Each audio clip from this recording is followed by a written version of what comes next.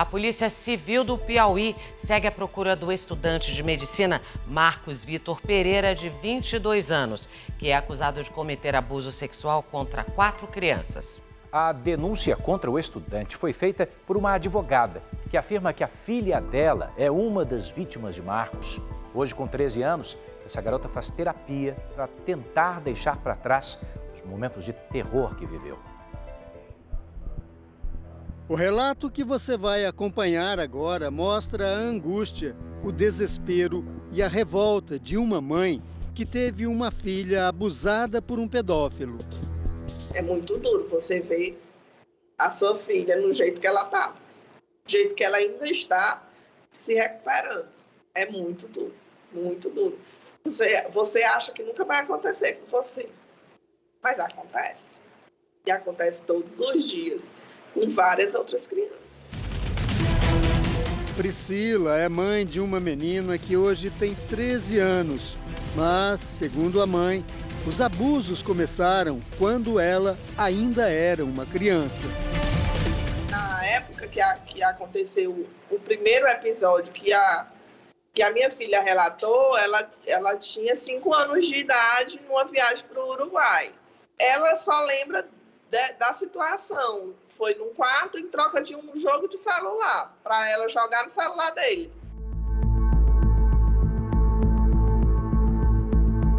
Esta mulher, que prefere não mostrar o rosto, é irmã de Priscila e mãe de 2 crianças. 2 meninas de 4 e 10 anos de idade que também teriam sofrido abusos. A gente fica indignada e revoltada de isso acontecer dentro da nossa família, que a gente nunca imagina que vai acontecer dentro da nossa família.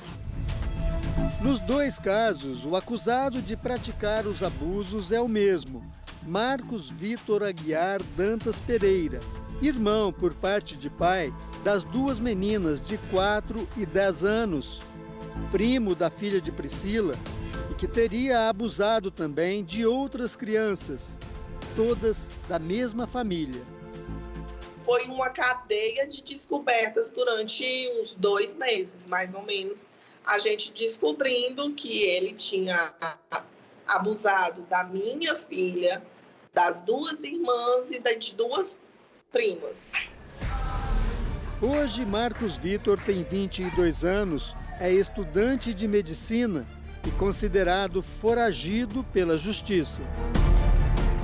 De acordo com os relatos das próprias vítimas, os abusos teriam começado quando Marcos Vitor ainda era adolescente e se repetiram durante pelo menos 6 anos. Essa história se passa em Teresina, no Piauí, e começa como um caso de amor. O início foi 14 anos atrás, quando o pai de Marcos Vitor, já separado, conheceu e se apaixonou pela irmã de Priscila. Quando eu conheci o pai dele, ele tinha 8 anos, mais ou menos. Aí a gente passou 3 anos namorando e casamos. E aí ele veio morar conosco. Aí depois eu tive minhas filhas, ele convivia sempre com a gente, todo aniversário era com a gente, final de ano, aniversário, Natal, Réveillon, tudo era com a gente. A gente, no caso, incluía a família de Priscila. A filha dela, que na época ainda era uma criança, não saía da casa das primas e Marcos Vitor sempre estava lá. Ele era um menino bom, ele era tranquilo, estudioso, ele não tinha nenhuma aparência de fazer nada errado. Ele não bebia, ele não fumava, e quando ele era uma criança normal. Os primeiros sinais de que havia algo estranho acontecendo foram percebidos no comportamento da filha de Priscila. A menina, até então alegre e feliz, foi mudando com o passar do tempo, até a revelação feita em julho do ano passado. Ela estava com depressão, ela estava se automutilando, ela estava com muita característica de criança abusada, e a gente não descobria.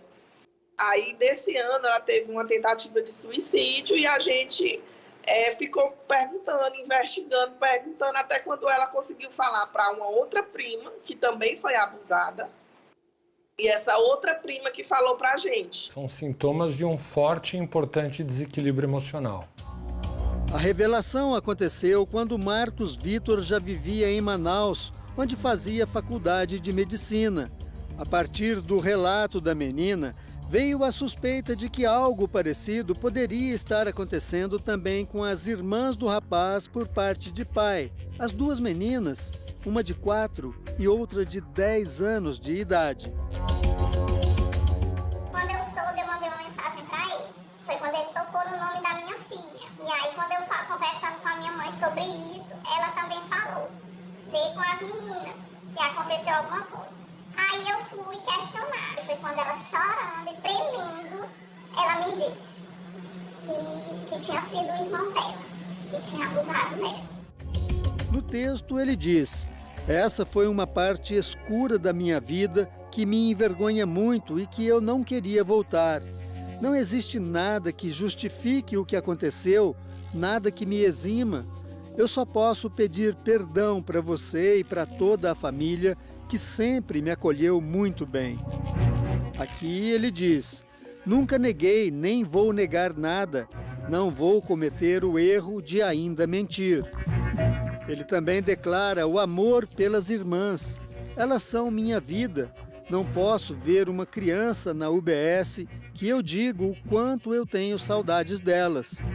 UBS é a Unidade Básica de Saúde, um dos lugares onde Marcos Vitor atendia como estudante de medicina em Manaus. A partir dos relatos das meninas, as mães denunciaram o rapaz na polícia, mas durante o inquérito que corre em Teresina, ele jamais se apresentou para prestar depoimento. Por causa destas ausências, a Justiça decretou a prisão preventiva de Marcos Vitor, mas desde então ele desapareceu e hoje ninguém sabe qual o paradeiro do estudante. Por telefone, nós tentamos contato com alguns familiares de Marcos Vitor. Apenas uma das 5 pessoas contactadas atendeu a ligação.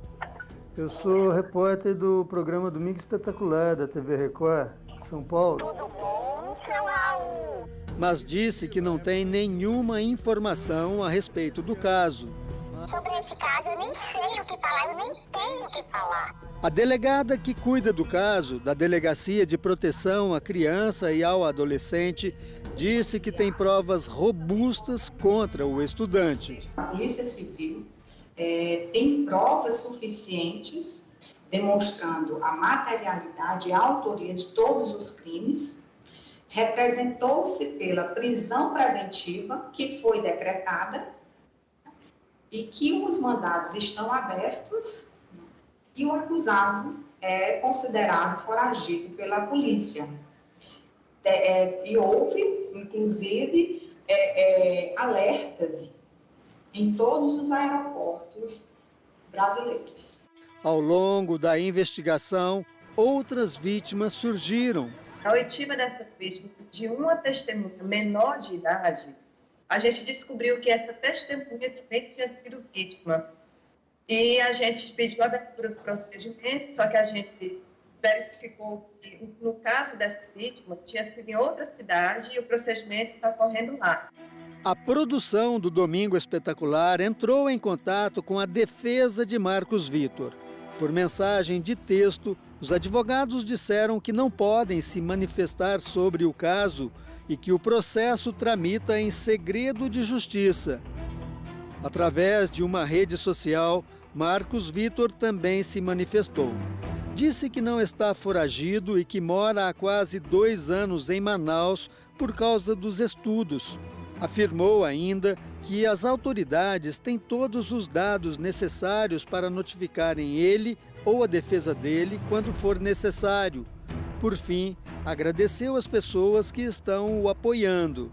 Nesta troca de mensagens com a madrasta, ele pede perdão e diz: eu vou entender se não me perdoarem, também não sei se perdoaria, mas quero que saibam que aquele não sou eu. Para o psiquiatra Isaac Efraim, O padrão de abusos e até as mensagens podem ser sinais de uma doença. A gente está falando aí de uma perversão, é de uma perversidade, é de ter prazer de fazer mal, de destruir, de submeter ao outro à sua vontade. Essa é a doença do perverso, essa é a doença do psicopata. As meninas estão tendo acompanhamento psicológico. Nesse exato momento, nós só podemos afirmar que essas crianças, nós somos por elas, né? Na hora da proteção, por exemplo, o Conselho Tutelar vai ficar sempre na questão da criança e do adolescente. A mãe das duas meninas se separou do pai biológico de Marcos Vitor. A imagem de uma família feliz e unida só existe agora no quadro que ainda permanece na parede do quarto das meninas. Hoje elas fazem tratamento psicológico e a gente, depois que se afastou, também eu acho que melhorou, porque elas não tem mais contato com o agressor e sabe que a gente fez tudo isso por elas e aí elas se sentem bem mais confortáveis.